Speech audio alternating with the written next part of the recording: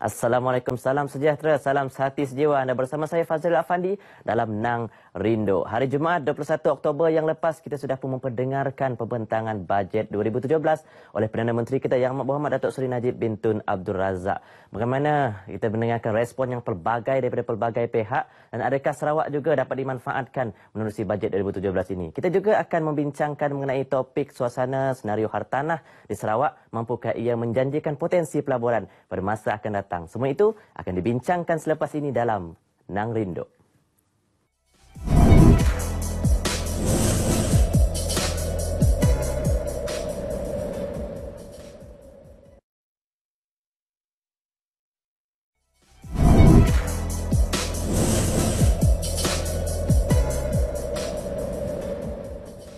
Harapnya government dapat siapkan satu banyak untuk tingkatkan our soft skill untuk peringkat kami sekarang ni.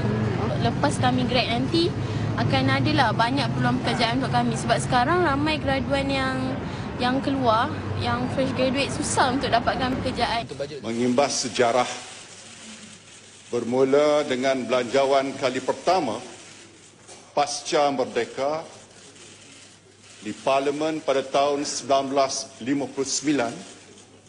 yang hanya berbekalkan peruntukan sebanyak 888 juta ringgit. Hinggalah bajet 2017 ini berperuntukkan sejumlah 260.8 bilion ringgit. 14.8 bilion ringgit adalah perbelanjaan mengurus dan 46 bilion ringgit pula untuk perbelanjaan pembangunan. Ini tidak termasuk simpanan luar jangka sebanyak 2 bilion ringgit. Di bawah peruntukan mengurus 77.4 bilion ringgit adalah untuk emolument serta 32 bilion ringgit untuk perkhidmatan dan bekalan. Manakala 103.9 bilion ringgit untuk pemberian dan kenaan bayaran tetap.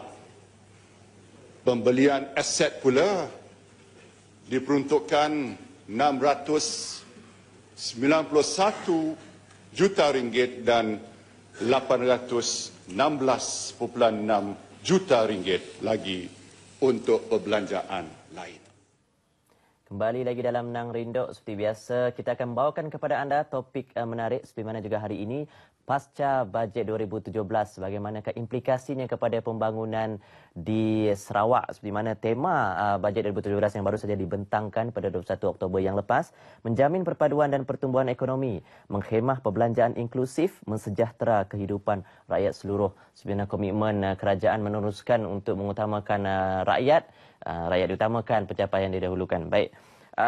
Kita juga bersama dengan tetamu-tetamu kita pada hari ini. Selamat datang kita ucapkan kepada Dr. Muhammad Abdullah Zaidil di sebelah kiri saya, Pengarah Eksekutif Pemodalan Satuk Berhad, juga pensyarah di Fakulti Ekonomi dan Perniagaan UNIMAS, dan di sebelahnya Encik Roy Zaid Musa, pengarah bersama PU Arkitek ya. Dan juga selamat datang kepada Abdul Halim Idris, pengarah bersama Pakatan Internasional, MD Ishak dan rakan-rakan. Assalamualaikum. Waalaikumsalam. Terima kasih hari ini meriah set kita di Nang Rindo hari ini dihadiri oleh 3 orang tetamu dan sebenarnya saya katakan tadi bajet 2017 ya Doktor. Ya. Baru saja dibentangkan. Sebaik saja mendengar pembentangan itu pandangan secara keseluruhan. Doktor bagaimana? Bagi pandangan saya sendiri, saya tidak mewakili rakyat Sarawak. Apa yang saya rasakan bahawa bajet ini kita rasakan tidak begitu mengenengahkan negeri kita, bajet untuk negeri kita seperti yang sebelumnya.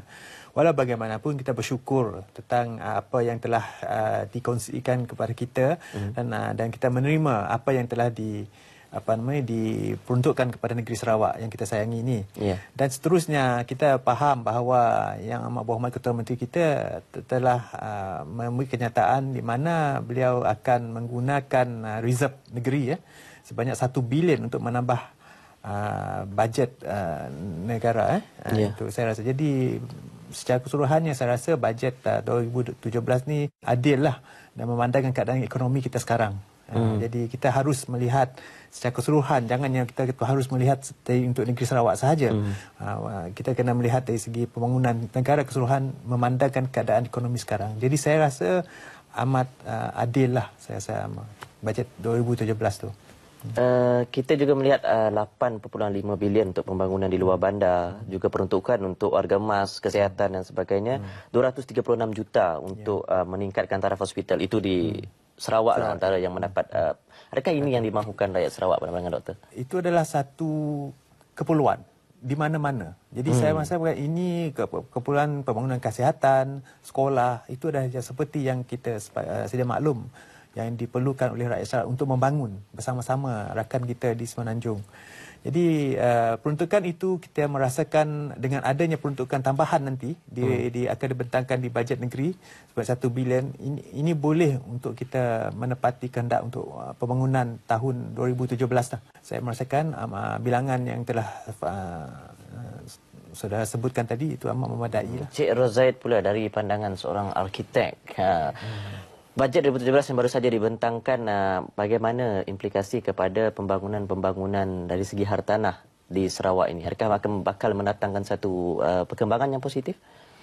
Ya, jika kita lihat pembentangan bajet yang baru saja dibentangkan oleh Perdana Menteri kita, memang ada sedikit penambahbaikan lah dari segi pembinaan rumah-rumah mampu milik, kos rendah, dan salah satu yang menariknya Prima contohnya memberi kemudahan untuk pembelian rumah. Jadi dari segi situ, daripada itu kita bina rumah, kalau tak ada kemudahan untuk membeli menjadi masalah juga. Jadi saya rasa bajet ni memang bersesuaian dengan kemampuan kerajaan pada hari ini. Anda sendiri sudah mempunyai hartanah di bawah nama anda sendiri? Setakat ni ya ada. Dan anda melihat pasaran sekarang yang seusia anda dan sebagainya, adakah sukar untuk mendapatkan rumah?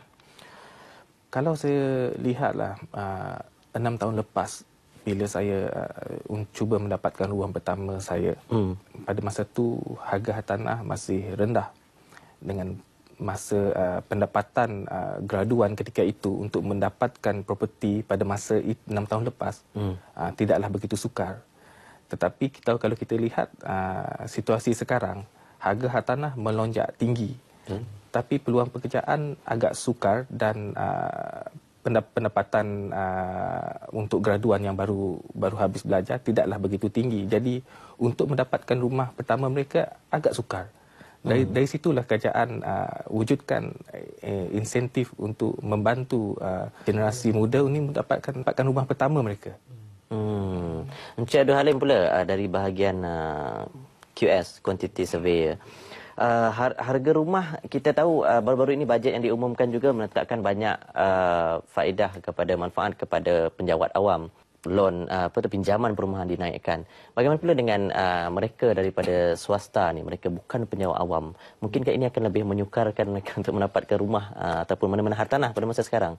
Pada pendapat saya, memang semuanya berdasarkan basic economic theory, demand and supply.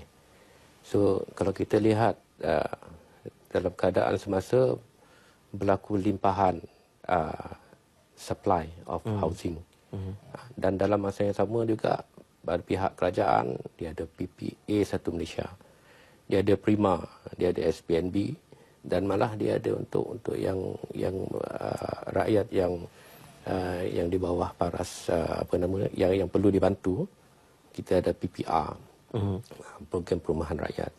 So variety supply yang ada guna pakai oleh setiap peringkat masyarakat, tak kira daripada sektor awam ataupun sektor swasta.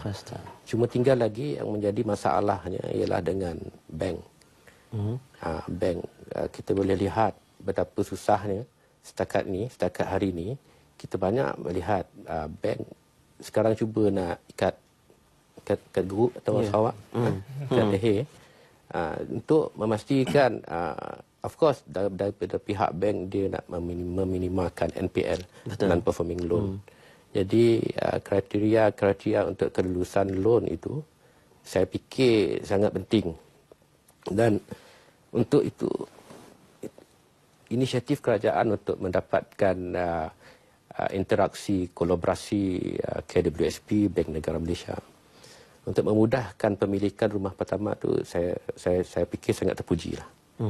Dari segi harga rumah kita boleh lihat pattern dia dalam 3 ke 7% setahun peningkatan daripada tahun ke tahun. Kita juga nak tahu selepas ini, kerana kedua-duanya berkait rapat, arkitek dan juga quantity surveyor, mungkin ramai orang di luar sana, penonton belum tahu lagi apa perbezaannya. Kita akan ketahui sebentar lagi, tapi kita akan berehat dahulu. Kembali lagi selepas ini dalam Nang Rindok. Jangan ke mana-mana.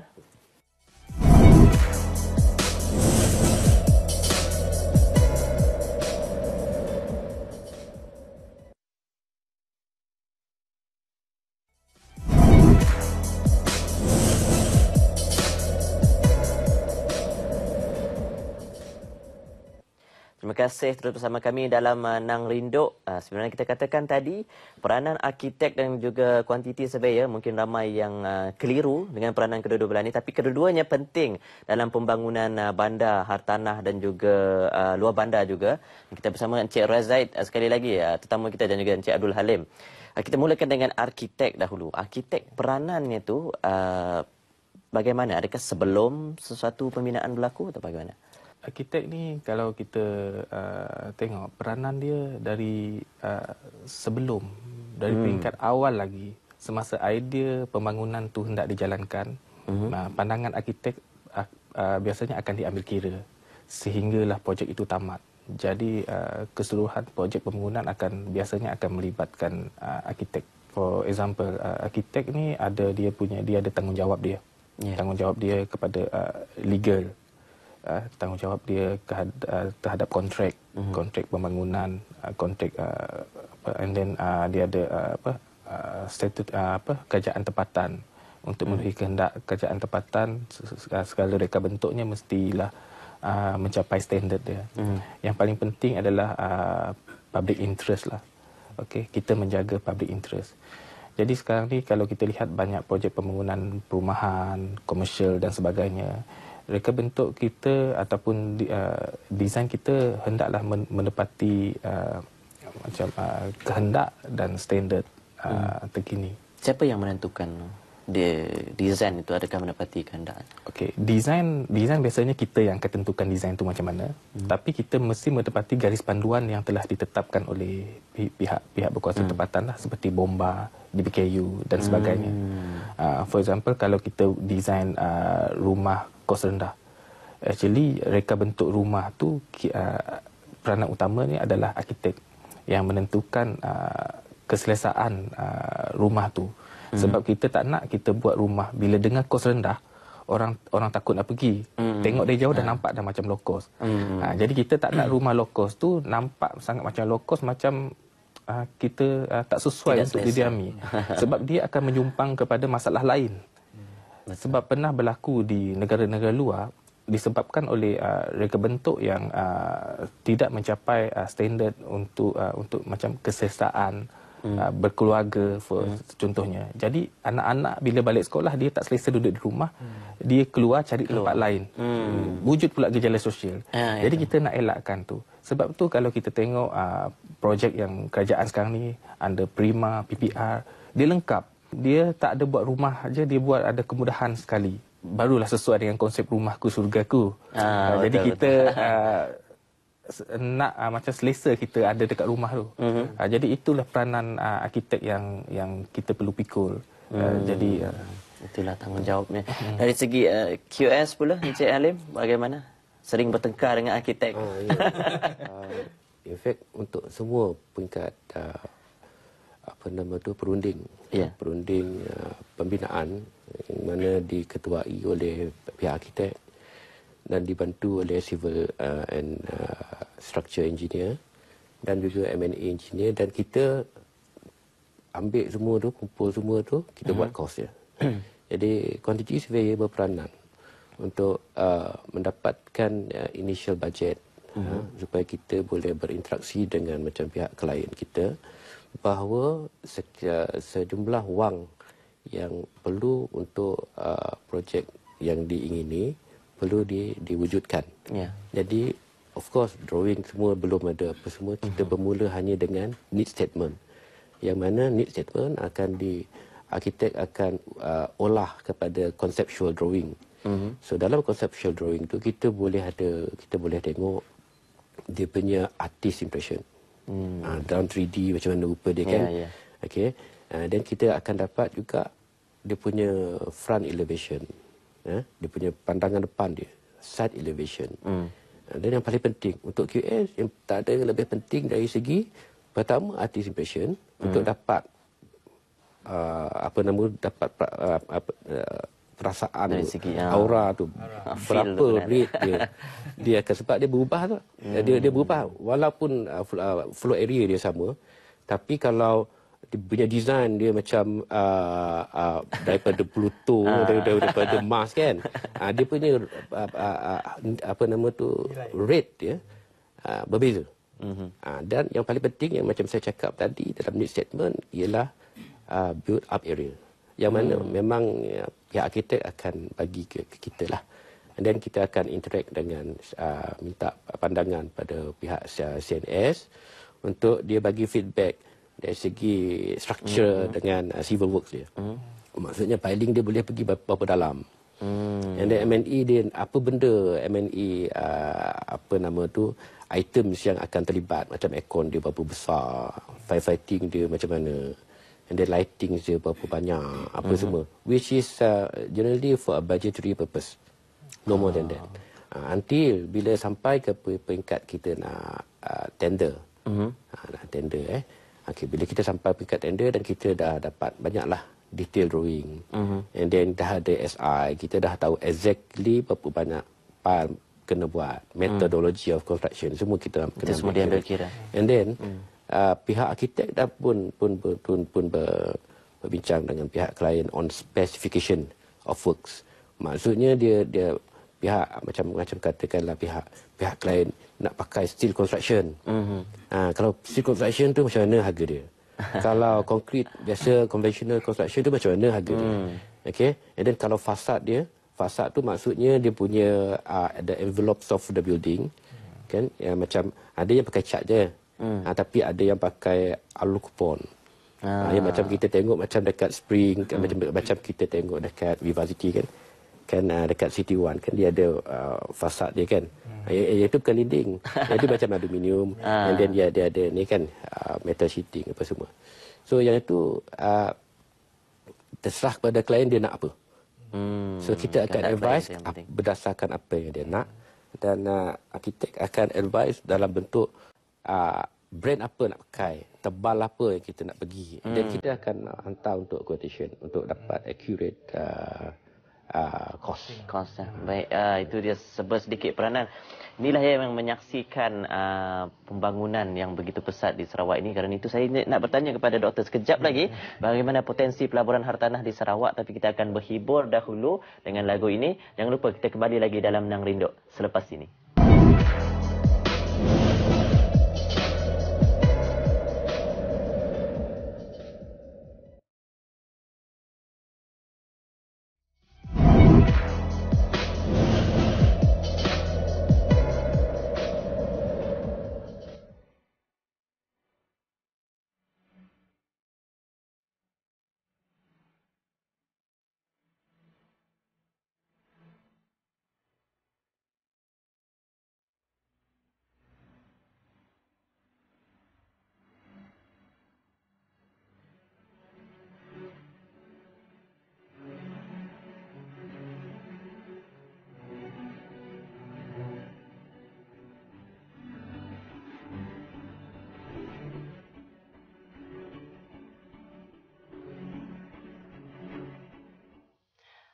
Terima kasih bersama dengan masih lagi bersama dengan Rindo. Kita teruskan perbualan kita, perbincangan kita pada hari ini dengan Dr. Abdullah Zaidil pula.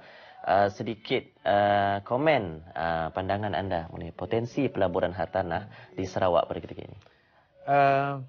Dari segi potensi memang saya merasakan pembangunan hartanah di negeri kita ini ada potensi yang amat luas dan amat menggalakkan.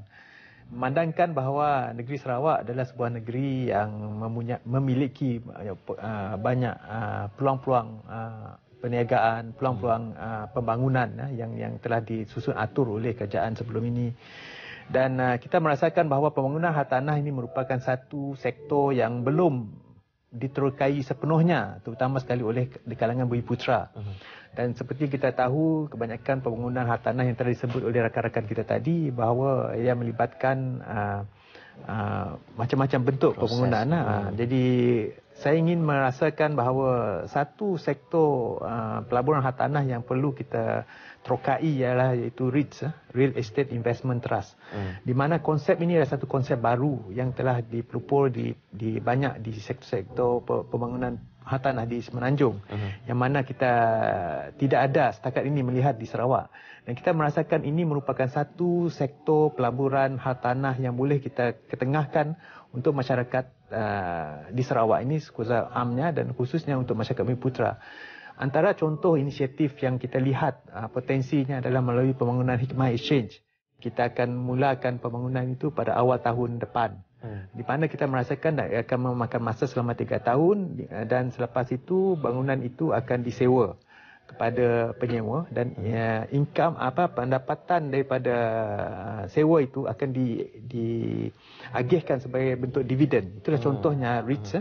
So, jadi mungkin ada banyak persoalan yang diketengahkan macam mana nak membangunkan bangunan itu dan macam mana boleh mengadakan REIT seterusnya. Jadi caranya ada di mana pada permulaan pembangunan itu kita menggunakan pinjaman daripada bank.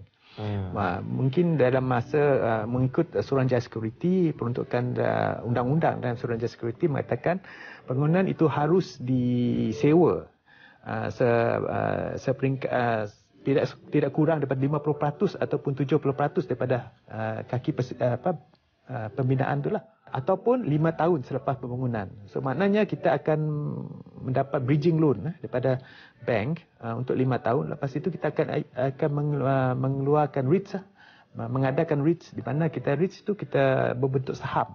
Mana kita bukakan kepada masyarakat tempatan, terutama sekali katalah kita bagikan ada untuk setapak ratusan untuk Bumiputera, setapak ratusan untuk bukan Bumiputera. Kita bukakan jadi saham itu kepada masyarakat. Masyarakat membeli, duit yang kita dapat tu kita bayar balik bank. Sesiapa saja. Sesiapa saja. Daripada golongan pertengahan, bawahan juga. Terutama sekali orang-orang Sarawak kita. Dan kita akan lunaskan pinjaman bank tu. Jadi bangunan itu tidak ada hutang. Jadi apa pendapatan dari bangunan itu, perolehan daripada pembangunan itu kita akan edarkan atau kita akan kongsi kepada masyarakat berbentuk dividen. Jadi menurut guideline Suruhanjaya Security, 90% daripada pendapatan daripada dijana oleh bangunan itu akan perlu diedar sebagai dividen. Maknanya dividen tu boleh merangkum, boleh mencapai 7% setahun.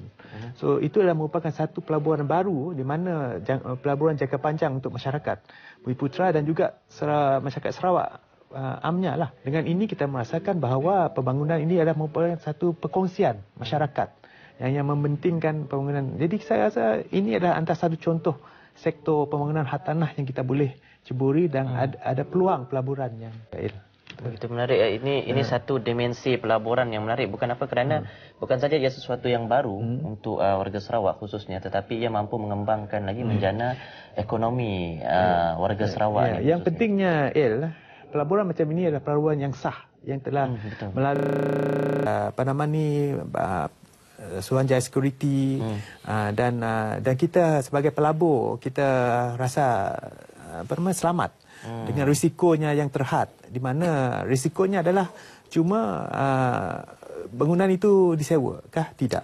Yang mana setakat ini contohnya yang kita ada 100% sudah dijanjikan oleh penyewa untuk menjana pendapatan yang mana kita akan kongsikan kepada masyarakat. Tidak seperti pelaburan-pelaburan lain yang tidak diiktiraf oleh kerajaan, itu saya cadangkan sebagai masyarakat kita elakkanlah.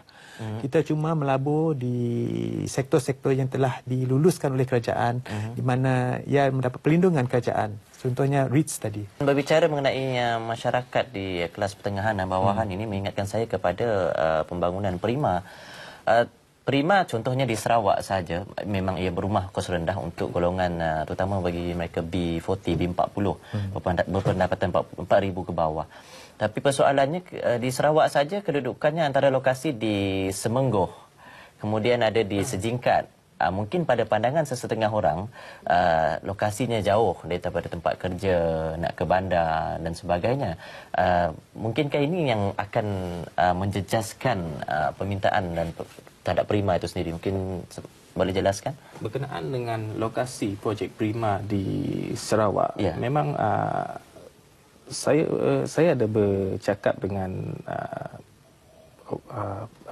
pegawai dari pihak Prima sendiri yang buat marketing berkenaan Prima.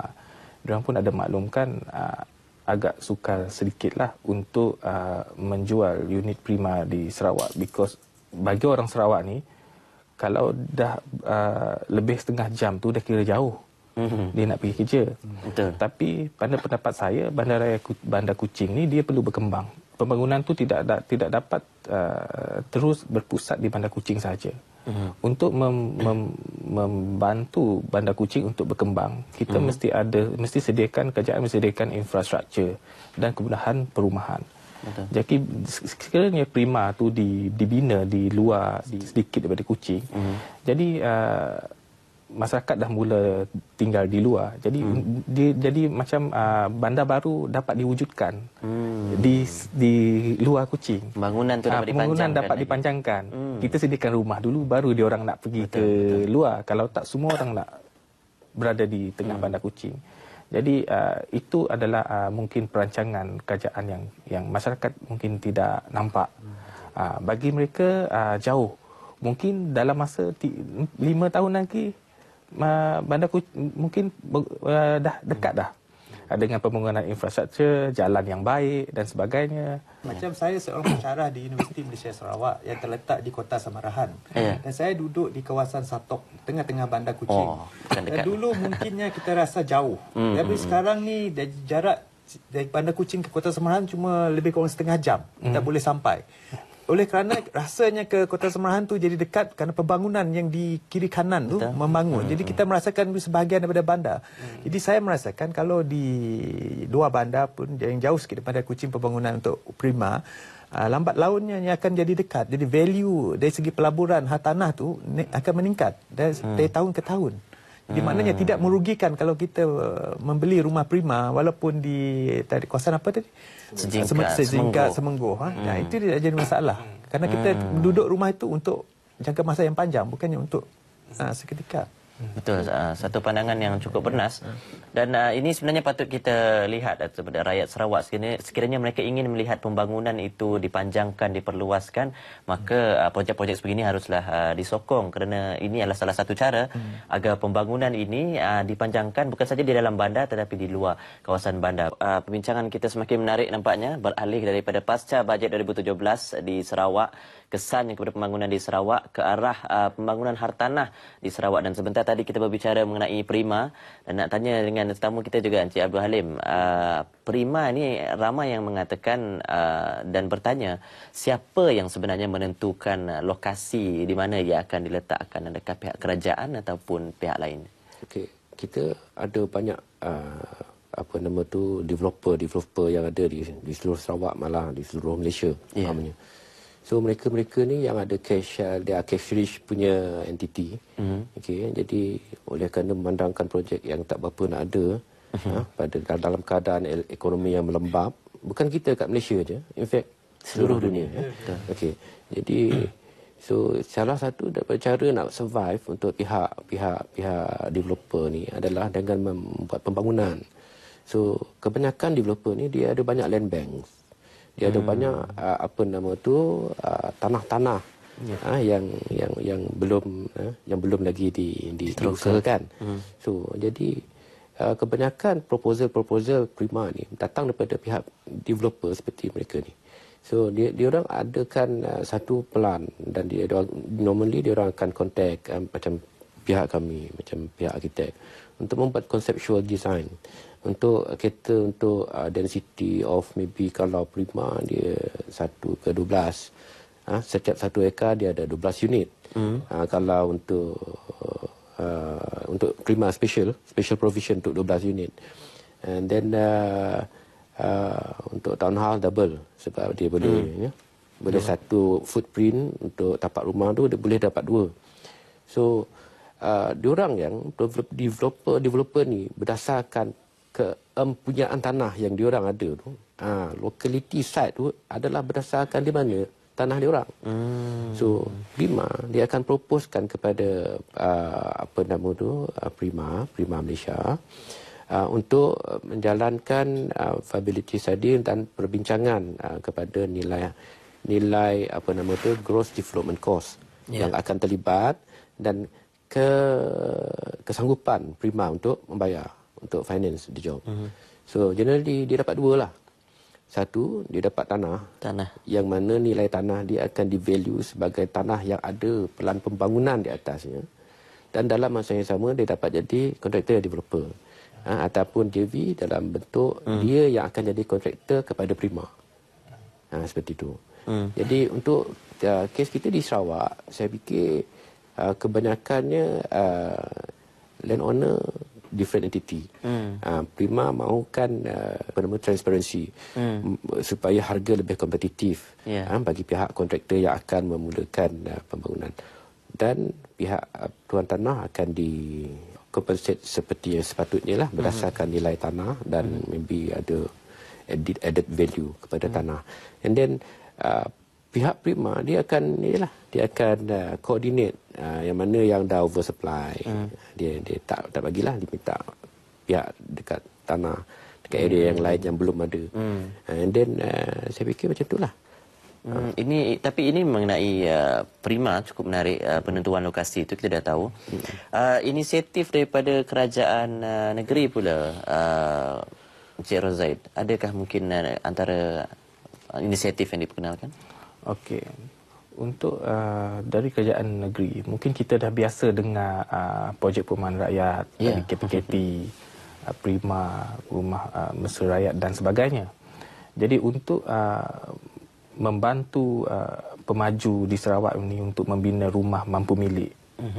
Jika kalau kita lihat untuk pembangunan yang besar, kita pemaju disyaratkan untuk membina rumah mampu milik. Jadi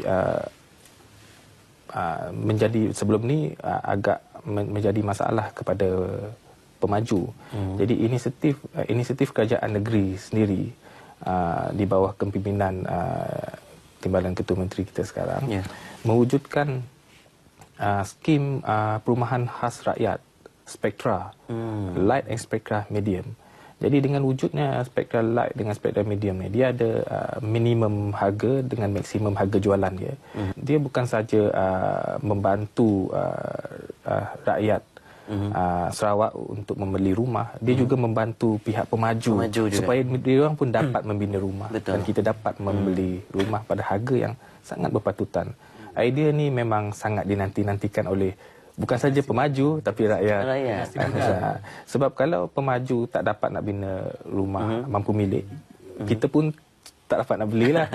Jadi jika pemaju dibantu dalam masa yang sama, kerajaan membantu rakyat juga.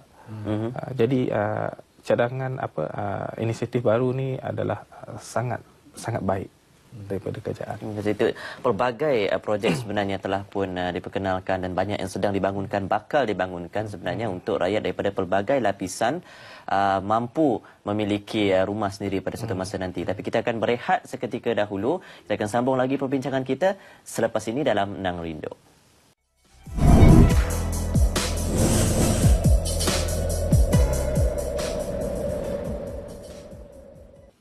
Kembali lagi dalam Nang Rindu. Kita teruskan perbincangan kita menyentuh mengenai ekonomi pula, Dr. Abdullah Zaidil.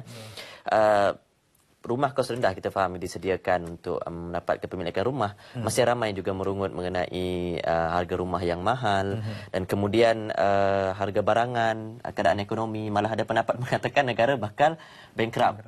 Tapi yang anehnya doktor, ketika pengumuman telefon-telefon pintar yang terbaru, ramai pula yang berbaris. Pengeluaran tudung-tudung terkini juga kita lihat ramai yang menyaksikan orang yang nak membeli. Jadi apa yang tidak kena sebenarnya di sini? Adakah rakyat Malaysia yang sebenarnya tidak bijak berbelanja ataupun bagaimana keadaan ekonomi kita? Bagi kita merasakan bahawa itu ada merupakan satu ada agenda tertentu mengatakan bahawa ekonomi kita memang tidak dinafikan bahawa ekonomi Malaysia kini menghadapi sedikit masalah seperti ekonomi negeri-negeri negara-negara di serantau. Termasuklah ekonomi Amerika dan seterusnya di Eropah. Jadi kita tidak terkecuali. Jadi apa yang kita merasakan sekarang bahawa satu tekanan ekonomi global yang kita merasakan yang mendapat tempias adalah kita sebagai sebuah negara yang bergantung kepada ekspor. Termasuklah harga minyak yang menurun, yang tidak seperti yang sebelumnya. Dan termasuk harga-harga bahan mentah, terutama sekali pada penghujung tahun macam ini kan, di mana kita merasakan bahawa demand untuk bahan mentah kurangan dan seterusnya dengan kadar inflasi yang meningkat. Betul. Oleh kerana seperti Il kata tadi kan bahawa cara masyarakat berbelanja sekarang. Dan saya pernah menegur seperti saya berbincangkan dengan rakan-rakan bahawa kita lihat apabila tiba 20 hari bulan gaji keluar, kita tengok masyarakat memang berbelanja macam esok dah tak ada lagi dah. Jarang kita melihat mereka mengagihkan pendapatan mereka untuk simpanan. Dan apa yang mereka ada, mereka belanja. Kan? Itulah ini sebenarnya masih tidak boleh membeza kehendak dan keperluan sebenarnya. Jadi oleh kerana demikian kita melihat bahawa banyak runggutan mengatakan barang semakin mahal. Barang mahal kerana permintaan melebihi penawaran. Sebab itulah barang yang mahal. Jadi kalaulah kita dalam keadaan ekonomi yang tidak betul menentu sekarang ni, kita lebih kepada menabung. Dan jadi kita secara ekonominya kadar inflasi akan berkurangan. Jadi daripada kita menunjuk jari kepada kerajaan, mengatakan kerajaan tidak cekap, kerajaan ini, baik kita bertindak sendiri, iaitu mengamalkan sikit sikap berjimat cermat. Itulah pandangan saya lah. Mungkin nanti hikmah exchange itu diperkenalkan boleh mula menabur pula. InsyaAllah. Tapi ini persoalannya juga kepada harga rumah, Encik Rozaid dan juga Abdul Halim. Apa sebenarnya yang mempengaruhi harga rumah? Kita melihat tren harga rumah kalau 5-6 tahun yang lepas pernah melalui satu fasa di mana begitu jauh perbezaannya naik hingga mendadak. Adakah di Sarawak ini, seperti mana juga di setengah tempat di semenanjung Malaysia, juga ada para spekulator ini yang menyebabkan harga rumah itu semakin naik? Harga kos rumah dia boleh dibagikan kepada dua. Okay. Pertama yang melibatkan apa yang kita sebutkan sebagai construction cost. So construction cost dia ada piling, dia ada preliminary dulu, kerja awalan, dia ada piling, dia ada building cost, dan dia ada M&E, dan dia ada external works. Okey. Campur semua darab 6% GST. Okey. Dan total jadi construction cost. Okey. Dia ada associated cost pula. Associated cost dia ada professional fees. Fees kami ni sebagai perunding. And then kita ada capital contribution. Capital contribution yang kita kena perlu bayar dengan authority macam KWB, macam kalau kat sana TNB, kalau kat sini Sesco. Kan? Jadi Telekom, macam maybe ada Sakofa yang terlibat. Yang itu mungkin tak banyak lah. Tapi yang tiga ni yang penting, utility ni. Okay. And then dalam masa yang sama juga kita ada connection charges. Connection charges dengan pihak yang utility ni dia dua fee yang berbeza sebenarnya. Okay. And then dalam masa yang sama conversion fee. Sebab kita ambil waktu tanah tu nak dia develop, dia maybe 2 parcel of land. Sekarang ni dia nak subdivide. Untuk setiap lot 1, 2, 3, 4, 5 kan, lot 1, lot 2 apa semua kan. Okay, jadi benda-benda ni semua melibatkan kos. Sebab tu kalau kita tengok kan, mak bapak kita beli ada tanah kampung dia nak buat rumah. 200,000 je 200,000 cantik pula tu. Kita 200,000 rumah macam mana tak kecil. Kalau setingkat seorang sendawa sebelah sana pun dengar ada sendawa lah. Macam gitu kan. So bezanya sebab apa? Associated cost tu campur dengan construction cost tu kadang-kadang sama tau. Sebab ada satu lagi cost ya, land cost. Sebab tu kalau kita tengok perancangan kerajaan melalui Prima, SPNB, PPA Satu Malaysia, PPR, dia melibatkan kepada kerajaan membeli tanah tu. The acquisition of land. So dengan harapan bila harga tu dipegang oleh kerajaan, dia akan dapat memberi subsidi. Kan? Sebab tu kalau boleh, kalau ada lebih banyak keterlibatan G2G, government to government, antara federal dengan state government untuk mendapatkan harga premium je. Harga yang untuk harga premium, bukan harga sebenar tanah tu. Just premium, bayar premium je. Bayar sikit lah. Jangan free lah. Okay? Dan itu akan banyak membantu kepada pengurangan harga rumah. Itu kita bercakap pasal harga kos.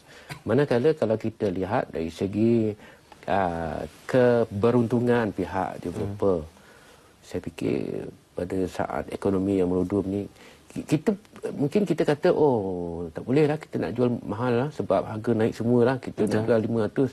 Untuk pengetahuan tuan, kebanyakan hartanah di Sarawak ni, dia punya okupansi yang terjual sebenarnya 30-40% sahaja. So banyak lagi yang tak terjual. Betul. Sebab apa? Walaupun dia kata developer, macam mana pun developer nak untung banyak, tak boleh kak. Betul. Sebab apa? Macam saya cakap tadi, it's all about the balance of supply and demand. Keseimbangan tu kena. Kita ada supply, tapi kalau demand, yelah demand saya nak rumah. Tapi nak pergi bank tendang. Tak approve. Encik Razak setuju dengan pandangan tu? Saya setuju dengan pandangan Encik Halim. Cuma saya nak tambah sedikit. Kalau kita lihat macam yang Tuan cakap tadi, harga rumah semakin meningkat. Memang sejak kebelakangan ni, 5-6 tahun yang lepas, memang ada peningkatan daripada kos bahan. Bukan saja kos bahan, kos pekerja juga meningkat. Kita dah kuat-kuasakan gaji minimum. And then kita dah kuat-kuasakan banyak benda masuk GST apa semua. Itu memberi faktor kepada harga rumah. Kita lihat harga rumah, development construction cost di Semenanjung dengan Sarawak pun berbeza. Di Sarawak dalam lingkungan 20% lebih mahal daripada di Semenanjung. Kita tengok KPKT punya PPR sendiri pun, harga rumah kos rendah dia di Semenanjung lain harga, Sarawak lain harga. Jadi memang nampak Sarawak ni dia special dia mahal. Dia terpaksa menerima peningkatan harga bahan apa semua yang meningkatkan harga kos, dan dia menerima kos yang perbezaan sebab kebanyakan material bahan semua datang daripada seberang. Itu yang faktor yang terima kasih kepada Encik Razaid dan juga dua tetamu kita. Sebenarnya sedar dah pun berada di hujung rancangan. Dalam kerancakan kita berbual pada hari ini, Dr. Muhammad Abdullah Zadil dan juga Encik Abdul Halim. Terima kasih sudi berkongsi pandangan anda pada hari ini. Dan kita sebagai rakyat sebenarnya seharusnya lebih bijak berbelanja dan lebih banyak lagi meneliti mengenai suasana ekonomi, bukan saja di negara kita tapi di seluruh dunia, agar kita lebih faham tentang pembangunan hartanah dan juga alokasi-alokasi bajet 2017 ini. Peranan kita sebagai rakyat dimainkan dengan lebih bijak dan berhemah. Terima kasih sudi bersama kami hingga ke hujung rancangan. Jangan lupa saksikan Nang Rindut lagi pada minggu hadapan. Pastinya ada topik menarik untuk anda. Assalamualaikum, sehingga berjumpa lagi.